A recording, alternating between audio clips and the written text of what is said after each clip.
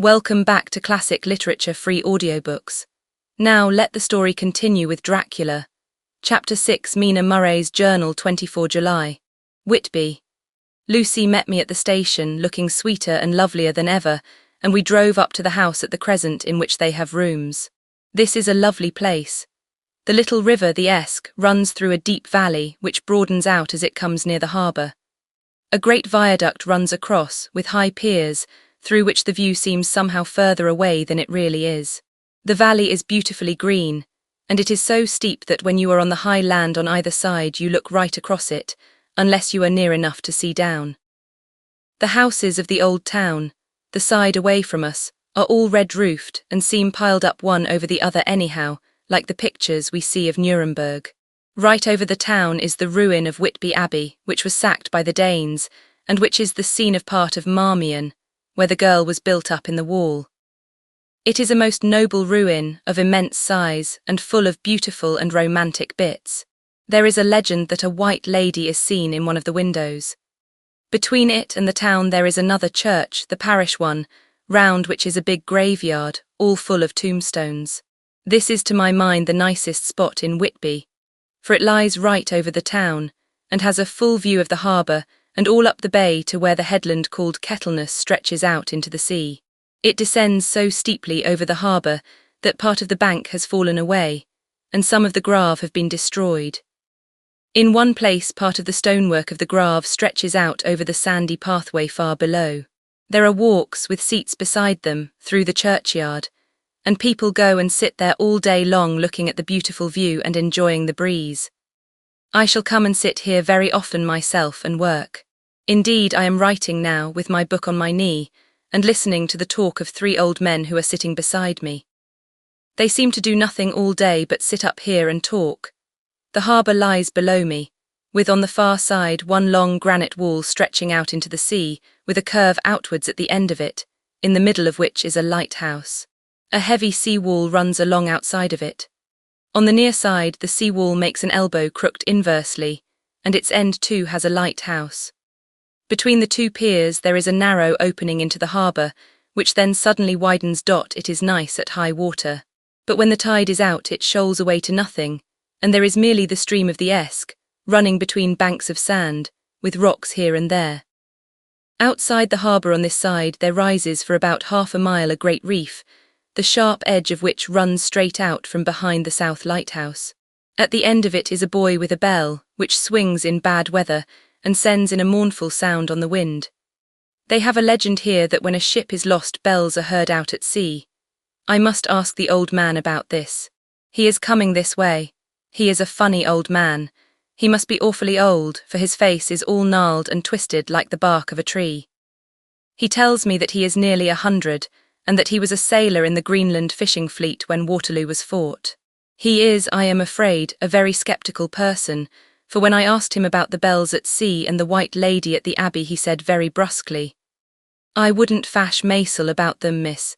Them things be all wore out. Mind, I don't say that they never was, but I do say that they wasn't in my time. They be all very well for comers and trippers, and the like, but not for a nice young lady like you.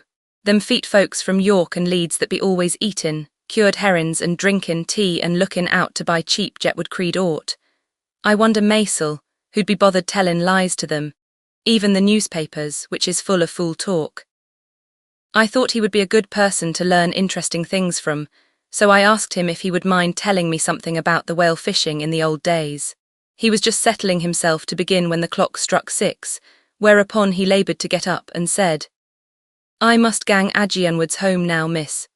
My granddaughter doesn't like to be kept waitin' when the tea is ready, for it takes me time to crammel aboon the grease, for there be a many of 'em. And miss, I lack belly timber sarely by the clock." He hobbled away, and I could see him hurrying as well as he could down the steps. The steps are a great feature on the place. They lead from the town up to the church. There are hundreds of them. I do not know how many, and they wind up in a delicate curve. The slope is so gentle that a horse could easily walk up and down them. I think they must originally have had something to do with the Abbey. I shall go home too. Lucy went out visiting with her mother, and as they were only duty calls, I did not go. They will be home by this. 1 August. I came up here an hour ago with Lucy, and we had a most interesting talk with my old friend and the two others who always come and join him. He is evidently the Sir Oracle of them, and I should think must have been in his time a most dictatorial person. He will not admit anything and downfaces everybody. If he can't argue them, he bullies them, and then takes their silence for agreement with his views. Lucy was looking sweetly pretty in her white lawn frock. She has got a beautiful colour since she has been here. I noticed that the old men did not lose any time in coming up and sitting near her when we sat down. She is so sweet with old people. I think they all fell in love with her on the spot. Even my old man succumbed and did not contradict her, but gave me double share instead. I got him on the subject of the legends, and he went off at once into a sort of sermon. I must try to remember it and put it down. It be all fool talk, lock, stock and barrel. That's what it be and nowt else. These bands and wafts and bow ghosts and bar guests and bogles and all anent them is only fit to set bairns and dizzy women belderin. They be nowt but blebs. They and all grims and signs and warnings be all invented by parsons and ilsome buke bodies and railway touters to skeer and scunner halflins, and to get folks to do something that they don't other incline to. It makes me ireful to think o' them. Why, it's them that, not content with printin' lies on paper and preachin' them out of pulpits, does want to be cuttin' them on the tombstones. Look here all around you in what ye will. All them steens, holdin' up their heads as well as they can out of their pride, is a cant, simply tumblin' down with the weight o' the lies wrote on them. Here lies the body, or sacred to the memory, wrote on all of them, and yet in nigh half of them there bean't no bodies at all. And the memories of them bean't cared a pinch of snuff about, much less sacred. Lies all of them, nothin' but lies of one kind or another. My gog, but it'll be a quare scowdament at the day of judgment when they come tumblin' up in their death's arks, all duped together and tryin' to drag their tombsteans with them to prove how good they was. Some of them trimlin' and ditherin', with their hands that dozened and slippy from lyin', in the sea that they can't even keep their grup o' them. I could see from the old fellow's self-satisfied air and the way in which he looked round for the approval of his cronies that he was showing off, so I put in a word to keep him going. Oh, Mr. Swales, you can't be serious. Surely these tombstones are not all wrong.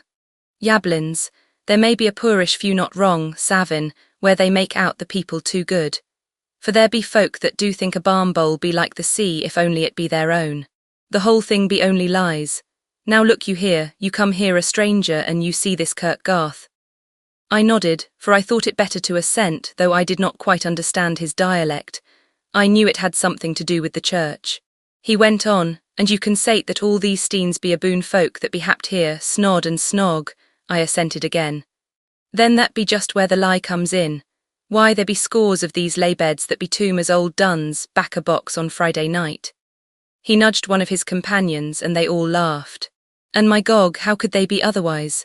Look at that one, the aftest abaft the beer bank, read it. I went over and read. Edward Spencerlarg, Master Mariner, murdered by pirates off the coast of Andres, April, 1854 eat. 30, when I came back, Mr. Swales went on. Who brought him home, I wonder, to hap him here, murdered off the coast of Andres. And you can sated his body lay under. Why, I could name ye a dozen whose bones lie in the Greenland seas above. He pointed northwards, or where the currents may have drifted them. There be the steens around ye. Ye can, with your young eyes, read the small print of the lies from here. This Braithwaite Lowry, I knew his father, lost in the lively off Greenland in 20, or Andrew Woodhouse, drowned in the same seas in 1777, or John Paxton, drowned off Cape Farewell a year later, or old John Rawlings, whose grandfather sailed with me, drowned in the Gulf of Finland in 50. Do you think that all these men will have to make a rush to Whitby when the trumpet sounds? I have me antherums aboot it. I tell ye that when they got here they'd be jomlin, and jostlin, one another that way that it 'ud be like a fight up on the ice in the old days, when we'd be at one another from daylight to dark, and tryin' to tie up our cuts by the light of the aurora borealis. This was evidently local pleasantry, for the old man cackled over it, and his cronies joined in with gusto. But, I said, surely you are not quite correct, for you start on the assumption that all the poor people, or their spirits, will have to take their tombstones with them on the day of judgment. Do you think that will be really necessary? Well, what else be they tombstones for? Answer me that, miss. To please their relatives, I suppose. To please their relatives, you suppose. This he said with intense scorn. How will it pleasure their relatives to know that lies is wrote over them, and that everybody in the place knows that they be lies? He pointed to a stone at our feet which had been laid down as a slab, on which the seat was rested, close to the edge of the cliff. Read the lies on that thrufstein, he said. The letters were upside down to me from where I sat, but Lucy was more opposite to them, so she leant over and read. Sacred to the memory of George Cannon, who died, in the hope of a glorious resurrection, on July 29, 1873, falling from the rocks at Kettleness. This tomb was erected by his sorrowing mother to her dearly beloved son. He was the only son of his mother, and she was a widow. Really, Mr. Swales, I don't see anything very funny in that. She spoke her comment very gravely and somewhat severely. Ye don't see aught funny. Ha ha, but that's because ye don't gorm the sorrow in. Mother was a hell cat that hated him because he was acoked. A regular lamiter he was. And he hated her so that he committed suicide in order that she mightn't get an insurance she put on his life. He blew nigh the top of his head off with an old musket that they had for scarin' the crows with. 'Twarn't for crows then, for it brought the clegs and the doups to him. That's the way he fell off the rocks. And as to hopes of a glorious resurrection, I've often heard him say Maisel, that he hoped he'd go to hell. For his mother was so pious that she'd be sure to go to heaven, and he didn't want to addle where she was. Now isn't that Steen at any rate? He hammered it with his stick as he spoke, a pack of lies, and won't it make Gabriel keckle when Geordie comes pantin' up the grease with the tombstone balanced on his hump and asks it to be took as evidence? I did not know what to say, but Lucy turned the conversation as she said, rising up. Oh, why did you tell us of this? It is my favourite seat, and I cannot leave it. And now I find I must go on sitting over the grave of a suicide. That won't harm ye, my pretty, and it may make poor Geordie gladsome to have so trim a lass sittin' on his lap. That won't hurt ye. Why, I've sat here off and on for nigh 20 years past, and it hasn't done me no harm. Don't ye fash about them as lies under ye, or that dosen lie there either. It'll be time for ye to be getting scart when ye see the tombstones all run away with, and the place as bare as a stubble field. There's the clock, and I must gang. My service to ye, ladies. And off he hobbled. Lucy and I sat a while, and it was all so beautiful before us that we took hands as we sat. And she told me all over again about Arthur and their coming marriage. That made me just a little heartsick, for I haven't heard from Jonathan for a whole month, the same day. I came up here alone, for I am very sad. There was no letter for me. I hope there cannot be anything the matter with Jonathan. The clock has just struck 9. I see the lights scattered all over the town, sometimes in rows where the streets are and sometimes singly. They run right up the Esk and die away in the curve of the valley. To my left the view is cut off by a black line of roof of the old house next the abbey. The sheep and lambs are bleating in the fields away behind me, and there is a clatter of a donkey's hoofs up the paved road below. The band on the pier is playing a harsh waltz in good time, and further along the quay there is a Salvation Army meeting in a back street. Neither of the bands hears the other, but up here I hear and see them both. I wonder where Jonathan is and if he is thinking of me. I wish he were here. Dr. Seward's Diary, 5 June. The case of Renfield grows more interesting the more I get to understand the man. He has certain qualities very largely developed: selfishness, secrecy, and purpose. I wish I could get at what is the object of the latter. He seems to have some settled scheme of his own, but what it is I do not yet know. His redeeming quality is a love of animals, though indeed he has such curious turns in it that I sometimes imagine he is only abnormally cruel. His pets are of odd sorts. Just now his hobby is catching flies. He has at present such a quantity that I have had myself to expostulate. To my astonishment, he did not break out into a fury as I expected, but took the matter in simple seriousness. He thought for a moment and then said, "May I have 3 days? I shall clear them away." Of course, I said that would do. I must watch him. 18 June. He has turned his mind now to spiders and has got several very big fellows in a box. He keeps feeding them with his flies, and the number of the latter is becoming sensibly diminished. although he has used half his food in attracting more flies from outside to his room. 1 July. His spiders are now becoming as great a nuisance as his flies, and today I told him that he must get rid of them. He looked very sad at this, so I said that he must clear out some of them at all events. He cheerfully acquiesced in this, and I gave him the same time as before for reduction. He disgusted me much while with him, for when a horrid blowfly, bloated with some carrion food, buzzed into the room, he caught it, held it exultantly for a few moments between his finger and thumb, and before I knew what he was going to do, put it in his mouth and ate it. I scolded him for it, but he argued quietly that it was very good and very wholesome, that it was life, strong life, and gave life to him. This gave me an idea, or the rudiment of one. I must watch how he gets rid of his spiders. He has evidently some deep problem in his mind, for he keeps a little notebook in which he is always jotting down something. Whole pages of it are filled with masses of figures, generally single numbers added up in batches, and then the totals added in batches again, as though he were focusing some account, as the auditors put it. 8 July. There is a method in his madness, and the rudimentary idea in my mind is growing. It will be a whole idea soon, and then, oh, unconscious cerebration. You will have to give the wool to your conscious brother. I kept away from my friend for a few days, so that I might notice if there were any change. Things remain as they were, except that he has parted with some of his pets and got a new one. He has managed to get a sparrow and has already partially tamed it. His means of taming is simple, for already the spiders have diminished. Those that do remain, however, are well fed, for he still brings in the flies by tempting them with his food. 19 July. We are progressing. My friend has now a whole colony of sparrows, and his flies and spiders are almost obliterated. When I came in, he ran to me and said he wanted to ask me a great favour, a very, very great favour. And as he spoke, he fawned on me like a dog. I asked him what it was, and he said, with a sort of rapture in his voice and bearing, "A kitten, a nice little, sleek, playful kitten that I can play with and teach and feed and feed and feed." I was not unprepared for this request, for I had noticed how his pets went on increasing in size and vivacity. But I did not care that his pretty family of tame sparrows should be wiped out in the same manner as the flies and the spiders. So I said I would see about it, and asked him if he would not rather have a cat than a kitten. His eagerness betrayed him as he answered, "Oh, yes, I would like a cat. I only asked for a kitten lest you should refuse me a cat." No one would refuse me a kitten, would they?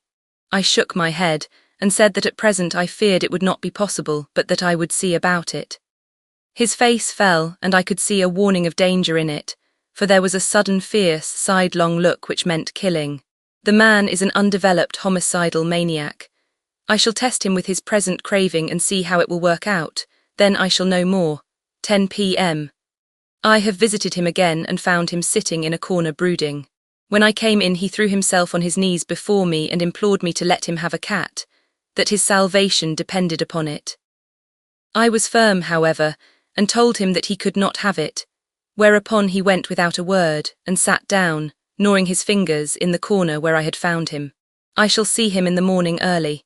20 July. Visited Renfield very early before the attendant went his rounds. Found him up and humming a tune. He was spreading out his sugar, which he had saved, in the window, and was manifestly beginning his fly-catching again, and beginning it cheerfully and with a good grace. I looked around for his birds, and not seeing them, asked him where they were.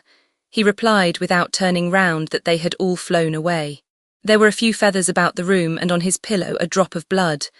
I said nothing, but went and told the keeper to report to me if there were anything odd about him during the day. 11 a.m. The attendant has just been to me to say that Renfield has been very sick and has disgorged a whole lot of feathers. "My belief is, doctor," he said, "that he has eaten his birds and that he just took and ate them raw." 11 p.m. I gave Renfield a strong opiate tonight, enough to make even him sleep, and took away his pocketbook to look at it. The thought that has been buzzing about my brain lately is complete, and the theory proved. My homicidal maniac is of a peculiar kind. I shall have to invent a new classification for him and call him a zoophagus, life-eating maniac. What he desires is to absorb as many lives as he can, and he has laid himself out to achieve it in a cumulative way. He gave many flies to one spider and many spiders to one bird, and then wanted a cat to eat the many birds. What would have been his later steps? It would almost be worthwhile to complete the experiment. It might be done if there were only a sufficient cause. Men sneered at vivisection, and yet look at its results today. Why not advance science in its most difficult and vital aspect, the knowledge of the brain? Had I even the secret of one such mind? Did I hold the key to the fancy of even one lunatic? I might advance my own branch of science to a pitch, compared with which Burdon Sanderson's physiology or Ferrier's brain knowledge would be as nothing. If only there were a sufficient cause. I must not think too much of this, or I may be tempted. A good cause might turn the scale with me, for may not I too be of an exceptional brain congenitally? How well the man reasoned. Lunatics always do within their own scope. I wonder at how many lives he values a man, or if at only one. He has closed the account most accurately, and today begun a new record. How many of us begin a new record with each day of our lives? To me it seems only yesterday that my whole life ended with my new hope, and that truly I began a new record.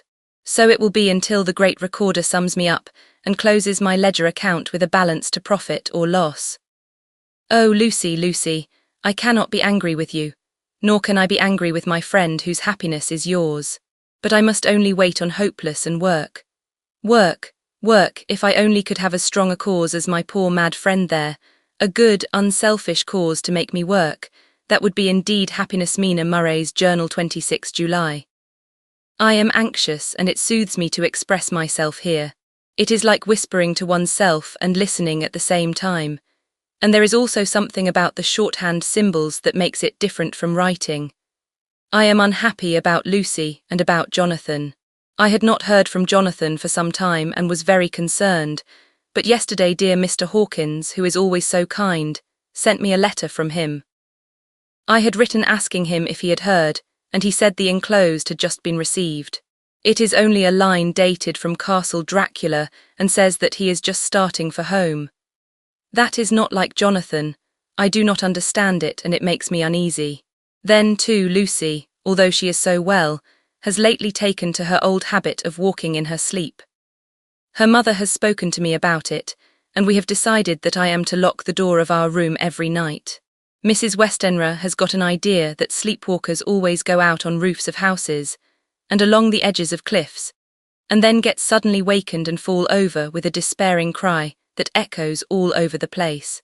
Poor dear, she is naturally anxious about Lucy, and she tells me that her husband, Lucy's father, had the same habit, that he would get up in the night and dress himself and go out if he were not stopped. Lucy is to be married in the autumn, and she is already planning out her dresses and how her house is to be arranged. I sympathize with her, for I do the same, only Jonathan and I will start in life in a very simple way, and shall have to try to make both ends meet. Mr. Homewood, he is the Hun. Arthur Homewood, only son of Lord Godalming, is coming up here very shortly, as soon as he can leave town, for his father is not very well, and I think dear Lucy is counting the moments till he comes. She wants to take him up to the seat on the churchyard cliff and show him the beauty of Whitby. I dare say it is the waiting which disturbs her. She will be all right when he arrives. 27 July. No news from Jonathan. I am getting quite uneasy about him, though why I should I do not know. But I do wish that he would write, if it were only a single line. Lucy walks more than ever, and each night I am awakened by her moving about the room. Fortunately, the weather is so hot that she cannot get cold. But still the anxiety and the perpetually being wakened is beginning to tell on me, and I am getting nervous and wakeful myself. Thank God, Lucy's health keeps up.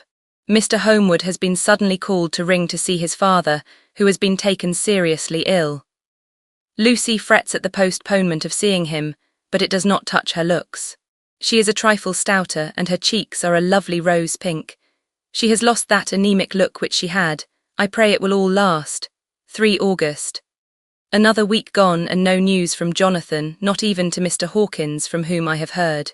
Oh, I do hope he is not ill. He surely would have written. I look at that last letter of his, but somehow it does not satisfy me.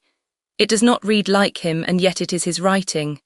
There is no mistake of that. Lucy has not walked much in her sleep the last week, but there is an odd concentration about her which I do not understand. Even in her sleep she seems to be watching me. She tries the door and finding it locked, goes about the room searching for the key. 6 August. Another 3 days and no news. This suspense is getting dreadful. If I only knew where to write to or where to go to, I should feel easier. But no one has heard a word of Jonathan since that last letter. I must only pray to God for patience. Lucy is more excitable than ever, but is otherwise well. Last night was very threatening, and the fishermen say that we are in for a storm. I must try to watch it and learn the weather signs. Today is a grey day, and the sun as I write is hidden in thick clouds, high over Kettleness. Everything is grey, except the green grass which seems like emerald amongst it. Grey earthy rock. Grey clouds, tinged with the sunburst at the far edge, hang over the grey sea, into which the sandpoints stretch like grey fingers. The sea is tumbling in over the shallows and the sandy flats with a roar, muffled in the sea mists drifting inland. The horizon is lost in a grey mist. All is vastness.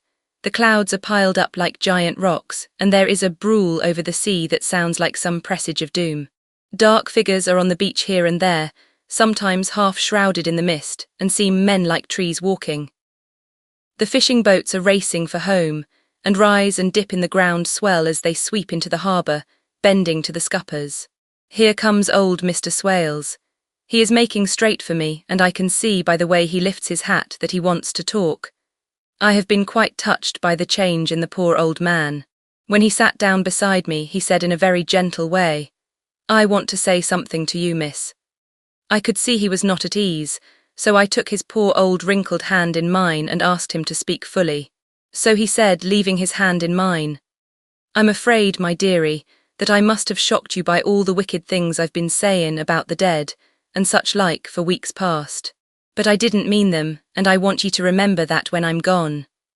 We odd folks that be daffled and with one foot abaft the crock-hool don't altogether like to think of it, and we don't want to feel scart of it. And that's why I've took to mackin' light of it, so that I'd cheer up my own heart a bit. But Lord love ye, miss, I ain't afraid of dyin', not a bit, only I don't want to die if I can help it. My time must be nigh at hand now, for I be odd, and 100 years is too much for any man to expect. And I'm so nigh it that the odd man is already whettin' his scythe.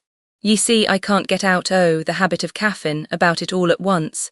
The shafts will wag as they be used to. Some day soon the angel of death will sound his trumpet for me. But don't ye duel and greet my dearie. For he saw that I was crying. If he should come this very night, I'd not refuse to answer his call. For life be, after all, only a waitin' for somethin' else than what we're doin', and death be all that we can rightly depend on. But I'm content, for it's common to me, my dearie, and common, quick. It may be common while we be lookin' and wonderin'. Maybe it's in that wind out over the sea that's bringin' with it loss and wreck, and sore distress and sad hearts. Look, look, he cried suddenly. There's something in that wind and in the host beyont that sounds and looks and tastes and smells like death.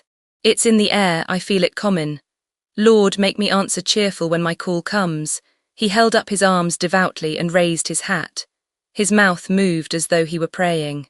After a few minutes' silence, he got up, shook hands with me and blessed me and said goodbye and hobbled off.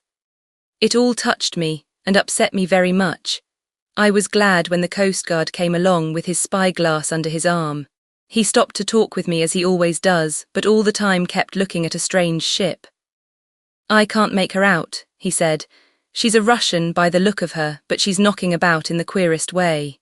She doesn't know her mind a bit.